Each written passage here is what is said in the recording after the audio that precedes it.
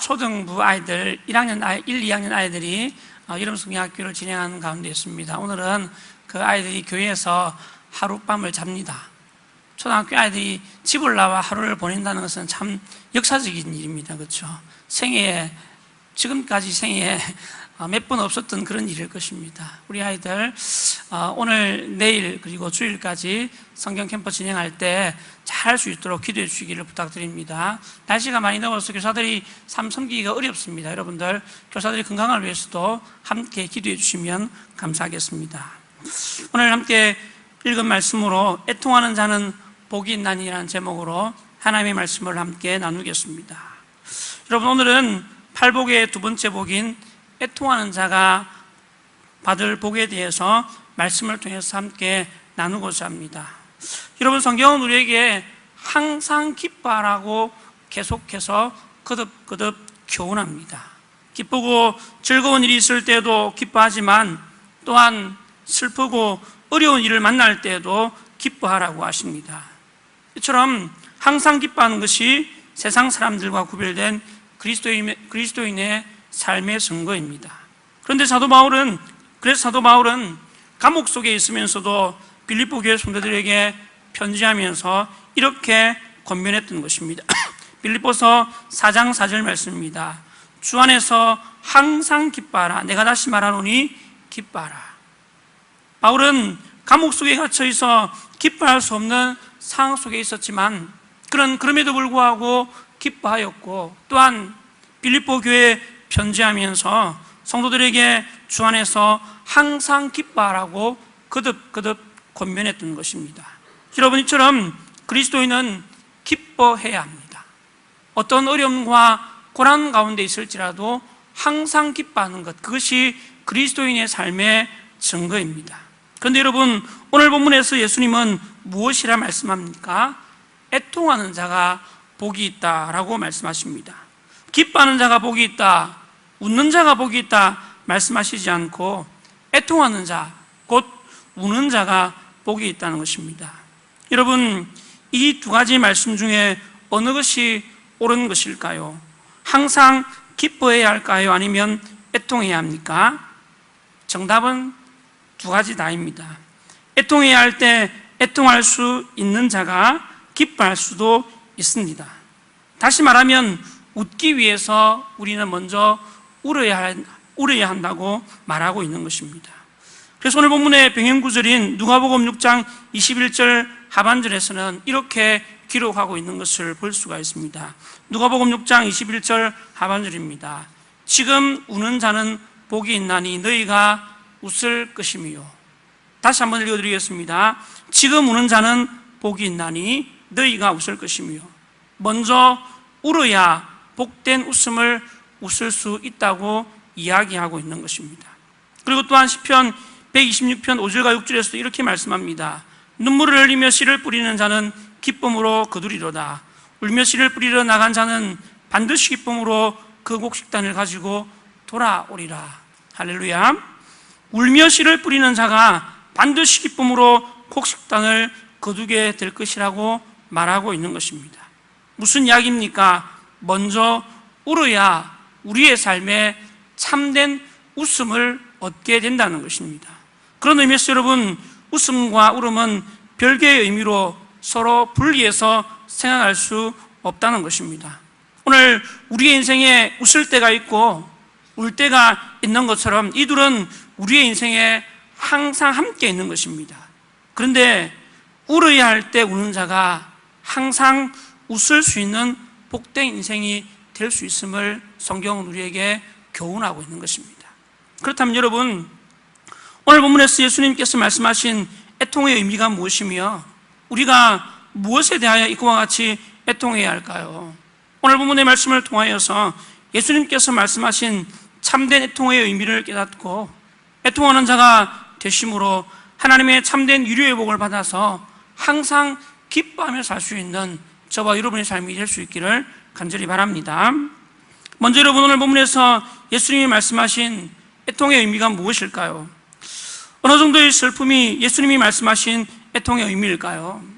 여러분, 오늘 본문에서 애통하는으로 번역된 헬라 단어 원어인 펜데오라는 단어는 심히 근심하다, 고통스럽게 슬퍼하다는 의미를 담고 있습니다. 여러분, 이 단어가 성경에 쓰인 대표적인 용례를 보면 구약 성경의 헬라어 번역본인 70인역에 보면 창세기 37장에 야곱이 요셉이 죽었다는 소식을 듣고 통곡하는 장면이 나옵니다. 창세기 37장 34절 말씀입니다. 자기 옷을 찢고 굵은 배로 허리를 묶고 오래도록 그의 아들을 위하여 통곡하니.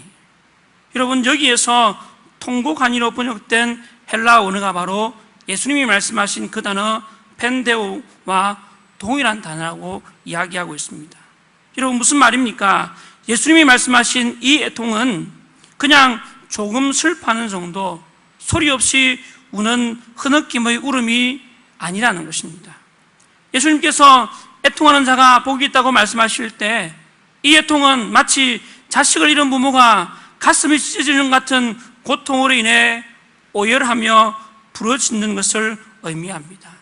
주체할 수 없는 슬픔으로 인하여서 부러져 탄식하는 것이 바로 애통이라는 것입니다.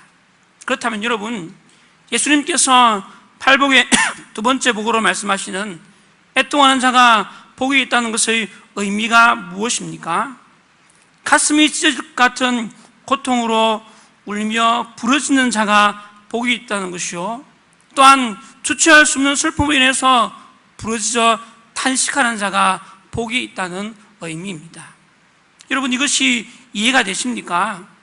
가슴이 찢어지는 것 같은 고통으로 인하여 울며 부러지는 자가 복이 있고, 주체할 수 없는 슬픔으로 인하여 부러져 탄식하는 자가 복이 있다는 것이 이해가 되십니까? 여러분, 우리가 생각할 때 그런 자는 정말 불쌍한 자요, 불행한 자라고 느낄 수가 있습니다. 얼마나 큰 슬픔을 당하고 얼마나 마음 아픈 일을 겪었으면 그렇게 통곡하겠습니까? 그런 사람은 정말 불쌍한 사람이죠. 그런데 여러분, 오늘 말씀해 보니까 예수님께서 그런 자를 향해서 복되다라고 말씀합니다. 하나님께서 그런 자에게 복을 주시되 참된 위로의 기쁨을 얻게 해주시겠다고 이야기하고 있습니다. 여러분, 그 이유가 무엇일까요? 무엇이 그와 같은 큰 슬픔과 통곡에도 불구하고 그들을 그렇게 복되게 만드는 것일까요? 그 이유는 바로 그들이 애통하는 이유가 세상 사람들이 애통하는 이유와 다르기 때문입니다. 여러분, 세상 사람들은 언제 애통합니까? 가족의 죽음 앞에서 애통합니다. 큰 실패를 경험하게 되었을 때 애통합니다. 또한 뜻하지 않은 큰 어려움을 만났을 때 세상 사람들은 애통합니다. 그렇다면 여러분, 오늘 우리는 무엇으로 인하여서 애통해야 할까요? 우리가 무엇으로 인하여 탄식하며 부러지서 기도할 때 하나님께서 우리의 인생에 복을 주시고 참된 기쁨을 주실까요? 같이 한번 따라할까요? 나의 죄로 인하여 애통해야 합니다. 다시 한번 하겠습니다. 나의 죄로 인하여 애통해야 합니다. 여러분, 우리가 무엇으로 인하여 애통해야 한다고요? 나의 죄로 인하여 애통해야 합니다. 여러분, 가족의 죽음이나 사업의 실패, 뜻하지 않은 큰 어려움을 만났을 때 우리는 애통할 수 있습니다. 그러나 여러분, 그런 애통함은 오늘 예수님이 말씀하신 애통함의 이유가 아닙니다. 우리가 그런 이유로 애통한다고 해서 하나님께서 우리에게 복을 주시지는 않는다는 것입니다.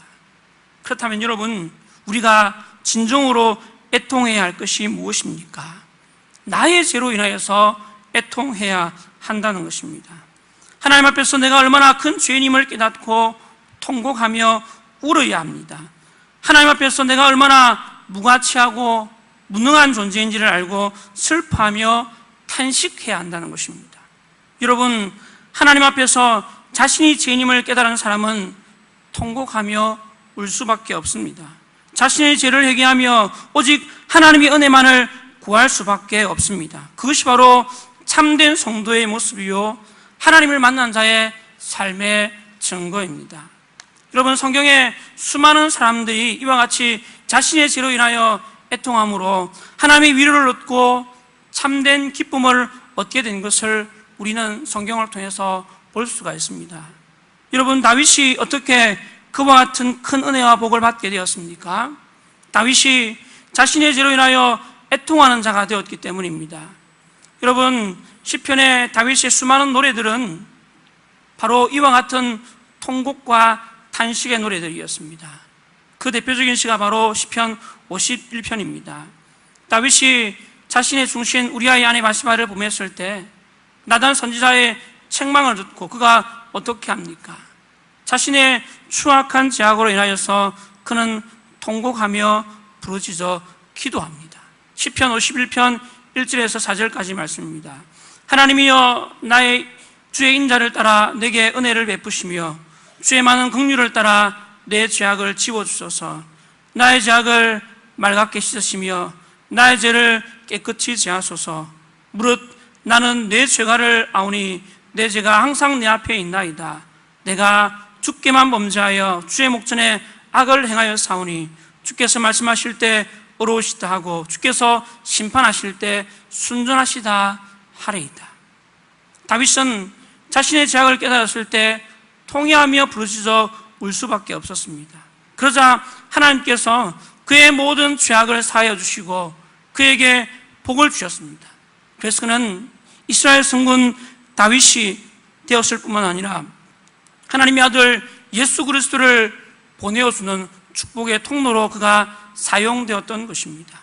여러분, 다윗의 인생의 진정한 복은 그가 자신의 죄를 깨달아 울며 탄식할 때 그의 삶에 주어졌다는 것입니다.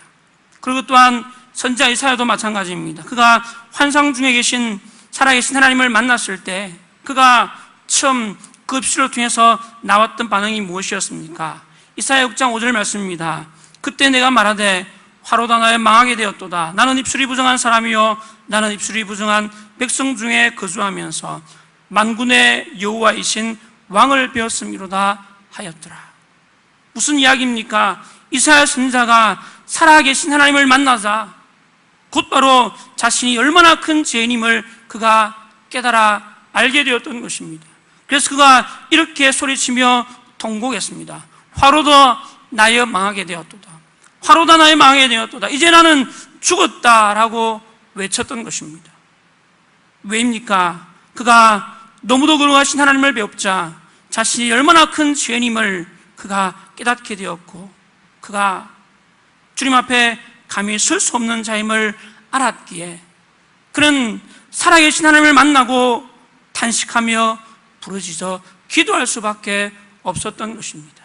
여러분, 이처럼 이사야 선지자도 거룩하신 하나님을 배웠고 그가 탄식하며 부르짖어 기도할 때 하나님께서 그를 거룩하게 하시고 하나님의 선지자로 불러 사용하여 주셨던 것입니다.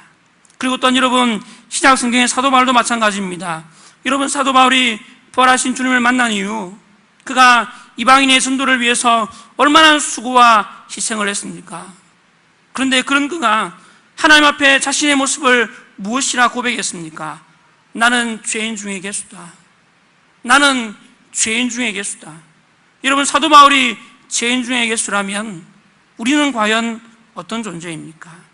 여러분, 이 사도 바울이 자기 안에 여전히 살아있는 죄악된 본성을 발견하고 무엇이라고 고백합니까? 로마서 7장 24절입니다.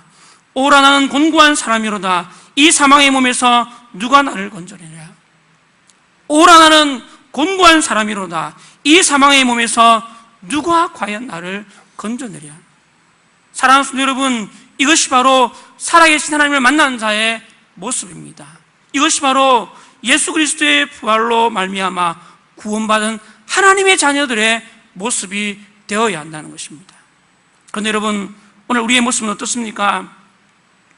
하나님 앞에서 자신이 얼마나 큰 죄인임을 과연 깨닫고 있습니까?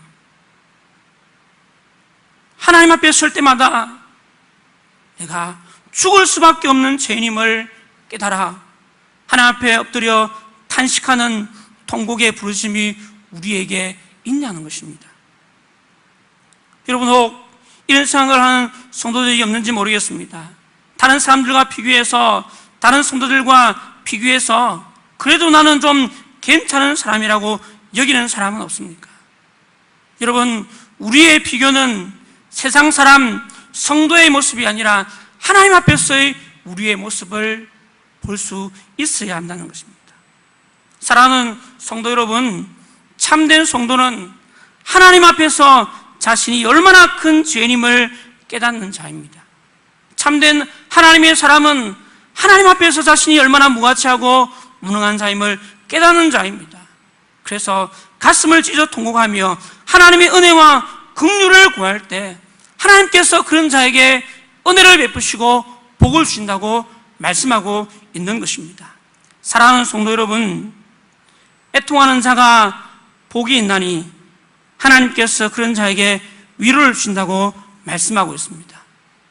오늘 우리의 인생에 주님 앞에 설 때마다 내 자신이 얼마나 큰 죄인임을 깨닫고 주님 앞에 애통하며 나아갈 때 하나님께서 그런 우리의 모습을 기뻐 받아주시며 우리의 삶에 큰 복과 은혜를 베풀어 줄 줄 믿습니다.